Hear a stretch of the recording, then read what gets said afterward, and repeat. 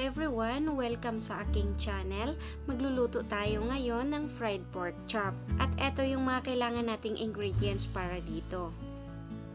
4 cloves ng garlic, mince, 2 tablespoon ng butter, 1/4 teaspoon ng asin, at 1/4 teaspoon ng powder black pepper, 3 pirasong pork chop, at 2 pirasong kalamansi. Mag-umpisa na tayo. Budburan natin ng ating mga ingredients yung ating pork chop. So, yung nilalagay ko ngayon, salt. Susunod ko yung powder black pepper. Ayan.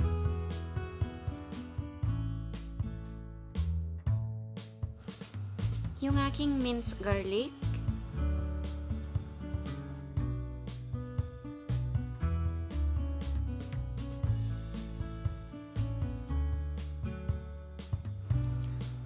At yung juice ng kalamansi.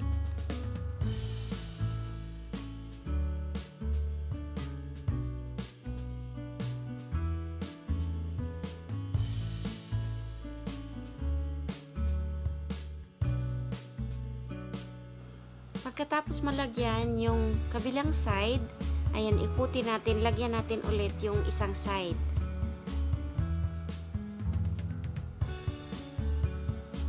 Same pa rin yung ilagay natin kung ano yung nilagay natin sa kabila.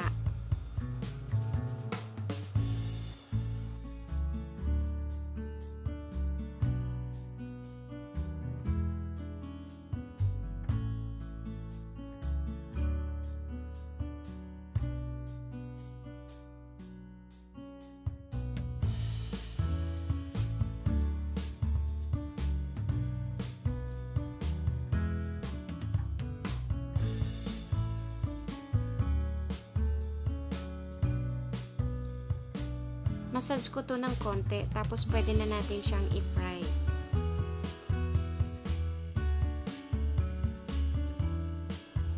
Preheat ko muna yung cooking pan.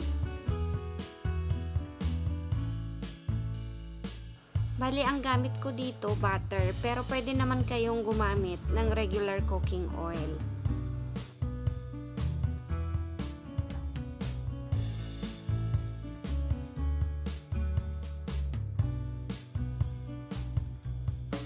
Ayan, ilagay na natin yung ating pork. Yung first batch, 2 muna yung ilalagay ko. Takpan ko na to at lutuin ko siya gamit ang low heat.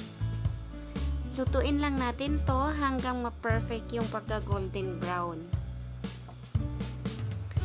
Ayan, okay na to. Perfect na yung pagkaluto niya. Kainin ko na tong 2 at ilalagay ko yung isang piraso. Takpan lang natin siya ulit. Baligtarin ko na to.